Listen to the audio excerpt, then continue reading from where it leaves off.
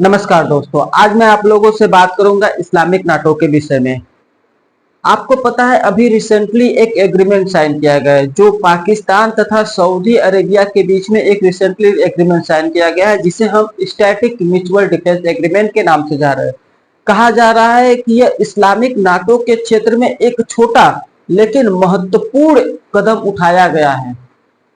आखिरकार ये एग्रीमेंट है क्या, इससे ग्लोबल इंपैक्ट तथा इंडिया पे प्रभाव क्या पड़ेगा, इसे हम विस्तार से इस लेक्चर में जानने की कोशिश करेंगे। चलिए आइए शुरू करते हैं। आपको पता है पाकिस्तान के प्राइम मिनिस्टर शहबाज शरीफ 3 देशों की यात्रा पे निकले हुए हैं, जहां पर वो सबसे पहले सऊदी अरेबिया, उसके बाद यूनाइटेड किंगडम और लास्ट में यूएसए की यात्रा पे वे जाएंगे। जब वो सऊदी अरेबिया गए तो वे सऊदी अरेबिया के रियाद में सऊदी के क्राउन प्रिंस मोहम्मद बिन सलमान से मीटिंग की, अर्थात पाकिस्तान के प्राइम मिनिस्टर शहबाज शरीफ तथा सऊदी अरेबिया के क्राउन प्रिंस मोहम्मद बिन सलमान रियाद में एक मीटिंग अटेंड करते हैं जहां पर वे बहुत सारे एग्रीमेंट साइन करते हैं। कहा जाता है कि वो लोग टोटल 16 एग्रीमेंट साइन करते हैं, लेकिन इसमें से कुछ एग्रीमेंट आपके लिए इंपॉर्टेंट है। जैसे जो सबसे महत्वपूर्ण एग्रीमेंट है, जो इस समय का सबसे हॉट टॉपिक बना हुआ है, वह है स्टैटिक म्यूचुअल डिफेंस एग्रीमेंट। उसके साथ ही साथ सऊदी अरेबिया ने पाकिस्तान के साथ 1.2 मिलियंस का एक एग्रीमेंट साइन किया है, जिसके तहत ये कहा गया है कि सऊदी अरेबिया पाकिस्तान को 1.2 मिलियन, माफ करिएगा 1.2 बिलियन का ऑयल जो है वो सऊदी अरेबिया को देगा, जिसका वो पैसा 1 साल बाद चुका सकते हैं। साथ ही साथ कहा गया है, एक और एग्रीमेंट साइन किया गया जिसमें कहा गया है कि सऊदी अरेबिया पाकिस्तान को 41 मिलियन का एक फंड प्रोवाइड करेगा, जिसका वो उपयोग gravity flow water supply scheme में प्रयोग कर सकते हैं। ऐसे कुल बहुत सारे एग्रीमेंट साइन किए गए हैं, लेकिन इसमें से जो सबसे महत्वपूर्ण एग्रीमेंट था इस दौरे में वह था स्टैटिक म्यूचुअल डिफेंस एग्रीमेंट। आइए अब हम समझते हैं आखिरकार इसके स्टैटिक म्यूचुअल डिफेंस एग्रीमेंट है क्या। देखिए, इसे समझने से पहले हम इसके की फीचर को समझने की कोशिश करते हैं। अगर मैं इसके पहले की फीचर के विषय में बात करूं तो इसमें लिखा गया है attack on once mean attack on both. इसका मतलब क्या है? इसका मतलब है कि किसी एक पे अटैक होगा तो यह माना जाएगा कि यह दोनों कंट्री पे अटैक हुआ है। इसे हम एग्जाम्पल के रूप में समझने की कोशिश करते हैं। मान लीजिए कल को सऊदी अरेबिया पे ईरान ने अटैक किया, तो इस केस में क्या होगा कि ये माना जाएगा कि सऊदी अरेबिया पर ईरान द्वारा अटैक जो हुआ है वह केवल सऊदी अरेबिया पे ही नहीं, वह ईरान और पाकिस्तान दोनों पे हुआ है। इस केस में क्या होगा, सऊदी अरेबिया और पाकिस्तान के ज्वाइंट फोर्स जो है, सभी फोर्स जो है वो मिलके ईरान पे हमला करेंगे। ठीक है, बात समझ में आई। दूसरी इसकी सबसे इंपॉर्टेंट चीज इस एग्रीमेंट में क्या रही है, वह है स्कोप ऑफ सिक्योरिटी कॉर्पोरेशन, अर्थात सुरक्षा सहयोग का दायरा। देखो, इन्होंने क्या है, इस एग्रीमेंट के तहत सुरक्षा का जो दायरा है उसे बढ़ा दिया है। एग्जाम्पल के रूप में आप समझिए, अब ये लोग ज्वाइंट मिलिट्री एक्सरसाइज को अधिक करेंगे, साथ ही साथ इसे और स्ट्रॉन्ग और प्रमोट करेंगे। वही अगर हम बात करते हैं इसमें दूसरा, तो है इंटेलिजेंस शेयरिंग। अब ये लोग खुफिया जानकारी का आदान प्रदान भी आसानी से करेंगे इस एग्रीमेंट के तहत। साथ ही साथ corporation in arm and defence technology भी इस एग्रीमेंट का एक महत्वपूर्ण पार्ट है। वहीं अगर हम अगला बात करें तो इन लोगों ने कहा है हम आतंकवाद तथा क्षेत्रीय खतरों के खिलाफ एकजुट होकर रणनीति बनाएंगे, अर्थात joint strategy against the terrorism and regional threat. ठीक है, तो मैंने आपको 2 की पॉइंट बताया। पहला की पॉइंट था attack on once mean attack on both, दूसरा की पॉइंट था स्कोप ऑफ सिक्योरिटी कॉर्पोरेशन। अब हम तीसरे की पॉइंट की तरफ जाते हैं, उसे समझने की कोशिश करते हैं। तीसरा की पॉइंट है वह सामरिक पृष्ठभूमि, अर्थात स्टैटिक कॉन्टेक्स्ट देखने की कोशिश हम करते हैं। देखिए, यदि आप पाकिस्तान को देखेंगे तो पाकिस्तान एक न्यूक्लियर स्टेट है। यह क्लियर है कि पाकिस्तान एक न्यूक्लियर स्टेट है। वही अगर हम सऊदी अरेबिया की बात करते हैं तो मिडल ईस्ट में, या फिर आप कह सकते हैं इस गल्फ रीजन में क्या है, सऊदी अरेबिया एक बहुत पावरफुल कंट्री है।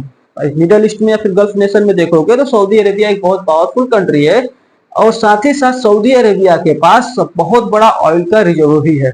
यदि ये दोनों एक साथ आ जाते हैं, ये दोनों कंट्री जैसे पाकिस्तान और सऊदी अरेबिया एक साथ आ जाते और इनकी जो ये इनके डिफेंस एग्रीमेंट है बहुत ज्यादा स्ट्रांग हो जाता है, तो इस रीजन में रहने वाले कंट्री के लिए बहुत ही बड़ा थ्रेट होगा, स्पेशली फॉर ईरान के लिए।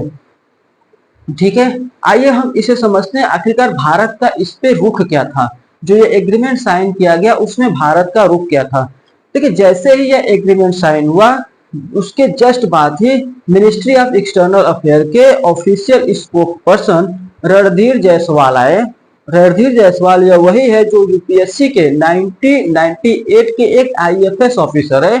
इन्होंने जर्मनी में भी अपने सर्विस को प्रोवाइड कर चुके हैं। ये अर्थात रणधीर जायसवाल आए और इन्होंने एक प्रेस कॉन्फ्रेंस में कहा कि हमें हमें इस रणनीति रक्षा सहयोग की जानकारी है। यह समझौता दोनों देशों के बीच में लंबे समय से चले आ रहे सैन्य समझौते को औपचारिक रूप देता है। भारत सरकार अपनी राष्ट्रीय सुरक्षा के साथ साथ क्षेत्रीय और वैश्विक स्थिति पर इस समझौते के प्रभाव को अध्ययन करेगा। भारत अपने राष्ट्रीय हितों की रक्षा के लिए पूरी तरह से प्रतिबद्ध है। यह मिनिस्ट्री ऑफ एक्सटर्नल अफेयर की ऑफिशियल वेबसाइट पे आप देख सकते हैं। आइए अब हम और चीजें जानने की कोशिश करते हैं कि इस जो एग्रीमेंट हुआ है इसका रीजनल तथा ग्लोबल असर क्या है। इसे हम थोड़ा सा आसानी से समझने की कोशिश करते हैं। सबसे बड़ा असर आपको देखने को मिलेगा, मैंने पहले भी कहा, सबसे बड़ा असर आपको देखने को मिलेगा वह है ईरान और गल्फ नेशन के क्षेत्रों में। आइए हम ईरान की रिस्पेक्ट में देखने की कोशिश करते हैं। यदि आप ईरान को देखेंगे तो ईरान क्या है, सऊदी अरेबिया का एक कट्टर दुश्मन कह सकते हो या फिर दुश्मन कह सकते हो या फिर जो प्रतिबंधी कह सकते हो, ये दोनों है। साथ ही साथ ईरान जो है वो सऊदी अरेबिया के साथ एक मेरीटाइम बाउंड्री शेयर करता है। वही अगर हम पाकिस्तान की बात करें तो पाकिस्तान और ईरान एक लैंड बाउंड्री शेयर करते हैं और इनके बीच में भी रिलेशन उतने अच्छे नहीं है। यदि दो कंट्री सऊदी अरेबिया और ईरान माफ करेगा सऊदी अरेबिया और पाकिस्तान के बीच में यह एग्रीमेंट बहुत ही स्ट्रांगली एक्टिव हो जाता है तो उस केस में ईरान की अपनी सॉवरेनिटी पे खतरा हो सकता है। यदि हम इंडिया के रिस्पेक्ट में देखें इस एग्रीमेंट को तो देखिए इस एग्रीमेंट में कहीं भी ये नहीं लिखा गया है, सऊदी अरेबिया की तरफ से कहीं भी ये नहीं कहा गया है कि हम इस एग्रीमेंट में इंडिया को एक्सेप्शन देंगे। इस एग्रीमेंट में उन्होंने कहा है एनी कंट्री, कोई भी कंट्री हो, ठीक है। लेकिन आपको यह बात बहुत अच्छे से ध्यान रखनी होगी कि इंडिया और सऊदी अरेबिया एक बहुत ही अच्छे क्लोज रिलेशन है, बहुत ही अच्छे संबंध है। जैसे आप सोच सकते हैं कि सऊदी अरेबिया में जो भारतीय लोग हैं वो लगभग 2.7 मिलियन लोग रहते हैं, अर्थात 27 लाख लोग जो है वो भारतीय जो है वो सऊदी अरेबिया में रहते हैं। वही अगर मैं बात करूं, सऊदी अरेबिया भारत का दूसरा सबसे बड़ा व्यापारिक भागीदारी भी है। तो साथ ही साथ भारत भी सऊदी अरेबिया का 5वां सबसे बड़ा व्यापारिक साझेदारी है। अगर मैं फाइनेंशियल ईयर 2025 माफ करिएगा फाइनेंशियल ईयर 2024 में जाऊं तो मैं देखूंगा तो इनके बीच में जो ट्रेड हुआ है वो लगभग 42.98 मिलियन माफ करिएगा बिलियन डॉलर का एग्रीमेंट हुआ है, ठीक है।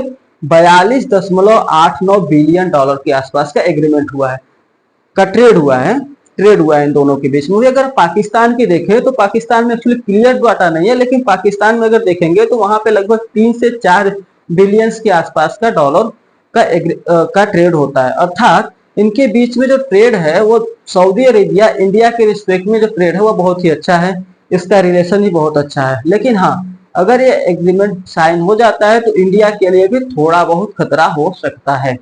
वही अगर हम बात करें वेस्टर्न वर्ल्ड की, स्पेशली फॉर हम अमेरिका की बात करते हैं, तो जो सऊदी अरेबिया था, आपको पता है कुछ समय पहले जाएंगे तो सऊदी अरेबिया ये सोचता था कि जो अमेरिका है उसे एक सिक्योरिटी प्रोवाइड कर सकता है। लेकिन कतर का एक्सीडेंट आपको याद होगा, उसके बाद से क्या हुआ, सऊदी अरेबिया का जो वेस्टर्न वर्ल्ड पे स्पेशली फॉर अमेरिका पे जो विश्वास था वो घटता जा रहा है। अब Saudi Arabia other security alliance को खोज रहा है, इसलिए वो क्या कर रहा है, पाकिस्तान, चाइना तथा रसिया के साथ क्लोज रिलेशन बढ़ाने की कोशिश कर रहा है ताकि वो अपने आप को प्रोटेक्ट कर सके।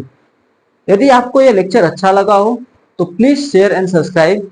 मैं आपको 2 लेक्चर पर डे प्रोवाइड करूंगा, एक सुबह 8 बजे और माफ करिए एक सुबह 8:30 बजे और एक शाम को 8:30 बजे। Thanks for watching.